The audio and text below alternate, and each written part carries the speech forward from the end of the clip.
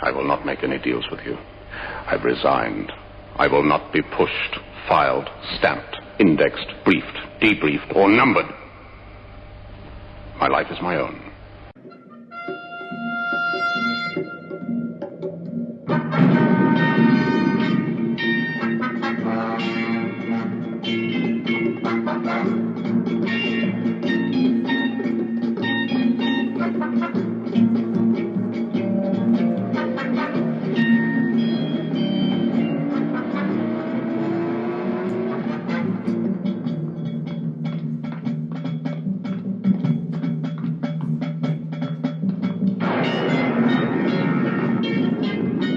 Okay, now, Daniel chapter 9, verse 27. Well, let's back up to verse 20. This is probably important enough I should probably read this. Let's read Daniel chapter 9, verse 24 through 27. I may skip some of it, but here we go.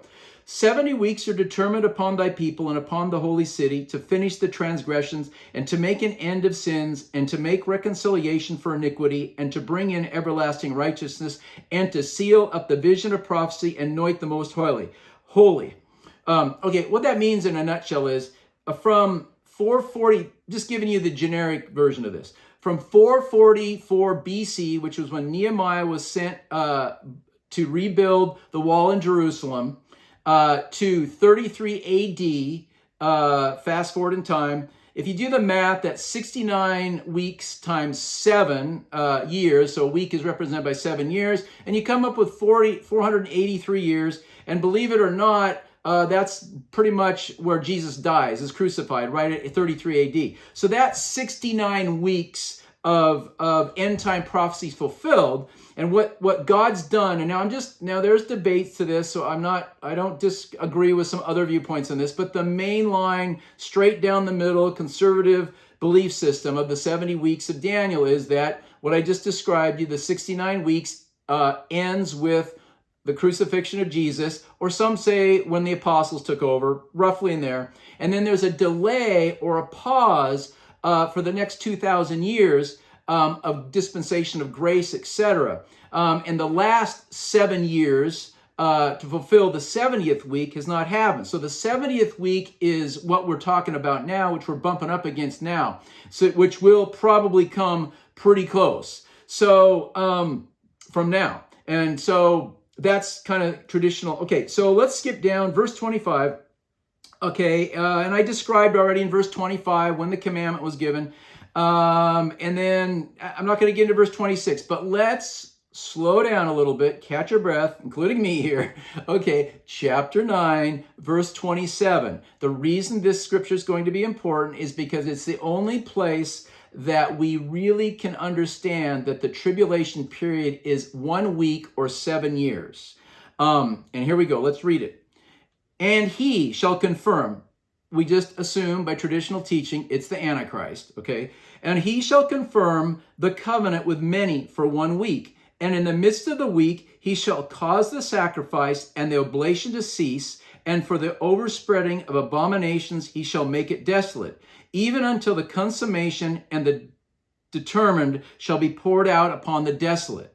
So what that says there is that this world leader, dictator, is going to make an agreement with other nations, other people. Now, we don't necessarily know when he does it. It could be done in private. It might not even be done in public. So that's the tricky thing about the tribulation. We don't know when that 7 years actually starts. That's why we'll have to get into some other, like an attorney, pull in some other data points to get what we think is really going on here. But when he starts that agreement, halfway through it, he breaks it.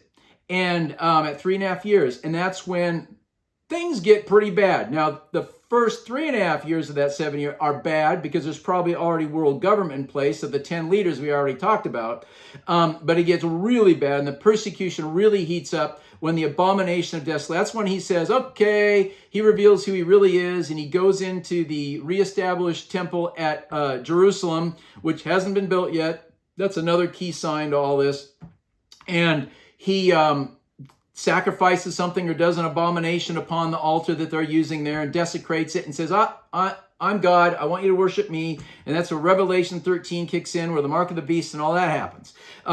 But he does break that covenant. So I'm just telling you, the only place we specifically have the 7 years of the Great Tribulation or tribulation period mentioned is right here in Daniel 9:27. Okay, let's move on. And let's see. I'm trying to be conscious of my time here. Let's go to Daniel chapter 11. Daniel chapter 11. And we're going to, I'm probably going to end here, but I'm going to kind of leave you with a little bit of teaser here, but give you a little meat here. Now, Daniel chapter 11, for those of you who are good with the Bible or just learning the Bible, is probably one of the more complicated, difficult chapters to understand. But I'll simplify it for you.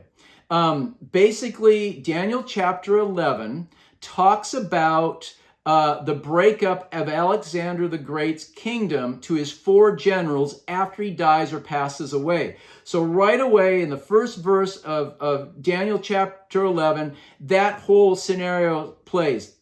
Alexander the Great has died as a young man, so his kingdom is broke up into 4 regions. And then the whole next chapter of Daniel 11 is all about those guys fighting, going north, going south. And then Jerusalem is stuck in the middle. Israel's stuck in the middle of all that. And it's a bloody period of history. But it's true. It's proved by not only the Bible, but other history books also verifies this period.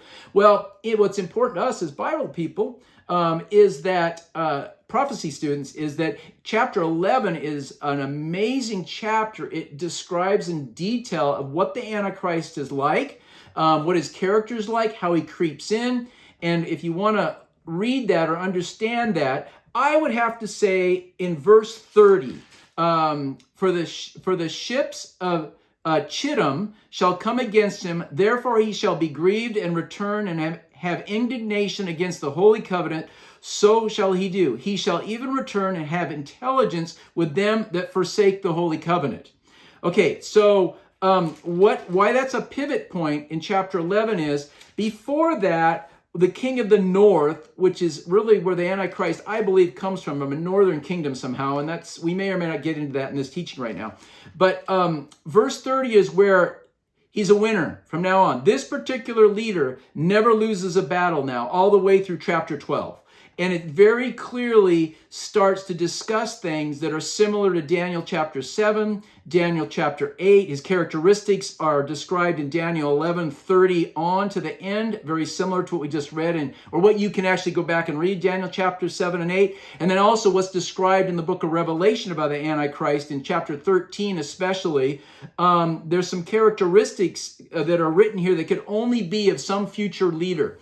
And it's so amazing how these Old Testament prophets, and I've taught this in some other teachings, understanding the Old Testament prophets is simplified if you understand that an Old Testament prophet like Ezekiel, Isaiah, or Daniel can be prophesying to an individual at that time like a king or a leader, but then all of a sudden they can switch into some prophetic prophecy that has something to do way out in the future. It could be 10 years or it could be 1,000 years out in the future. And that's what you're seeing in Daniel 11 here, is in about verse 30. You're seeing that switch where that the prophet is now speaking, or the angel Gabriel is speaking about a king or a ruler that has not come on the scene yet. This is a future king. So you can understand all his characteristics from chapter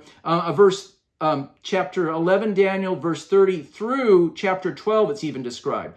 And so I think I'm going to let it rest now, and I've probably gone over my 10 minutes, but that's okay. So this will be the end of episode 1, and we'll tidy this all up in episode 2, and I'll start describing to you now how we can kind of start seeing where the Great Tribulation starts. I'm going to start honing it in and fine-tuning it to bring it current to where we're at now, so you can kind of discern and tell what Jesus himself says about it, and what the prophetic scriptures in the New Testament say about how to know or understand when that 7-year period is about to begin. Okay, we'll talk to you next time. Another Captain Mike Show. Thank you for joining us.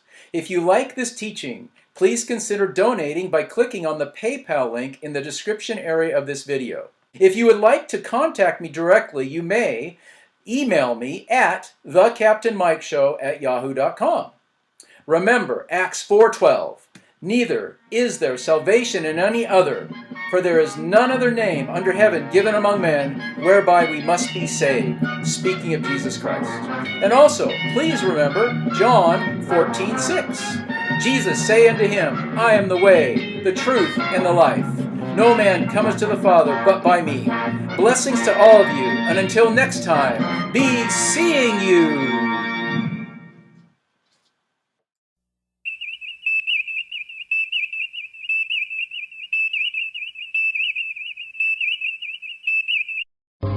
Be seeing you.